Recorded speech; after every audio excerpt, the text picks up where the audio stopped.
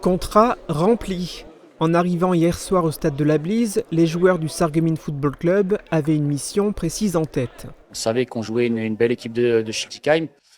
On avait pour ambition de gagner ce match-là et pas juste de le jouer. Et c'est ce qu'aujourd'hui mes joueurs ont su faire. Et il a fallu être patient pour voir le match se débrider, car aucune des deux équipes n'avait envie de lâcher le morceau.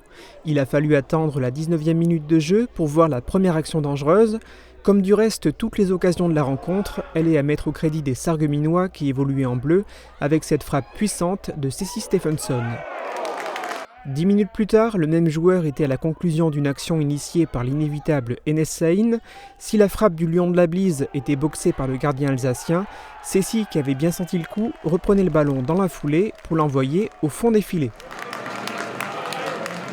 Aucune autre action significative à noter en première mi-temps et au retour des vestiaires, encore, toujours et uniquement des actions sarregueminoises.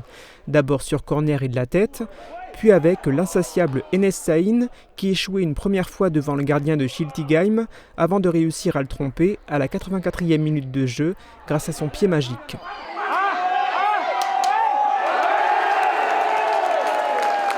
Le but du break était celui de la délivrance pour les joueurs sarregueminois et leurs supporters.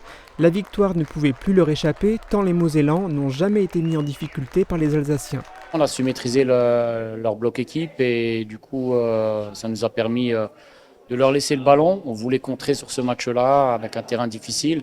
On savait que c'était une équipe de transition et du coup on a préféré nous s'installer dans la transition et puis je pense qu'avec un peu plus de réussite, on aurait pu mettre l'un ou l'autre but supplémentaire. Comme dans les arrêts de jeu où la frappe de Mohamed Boutargui venait s'écraser sur la transversale.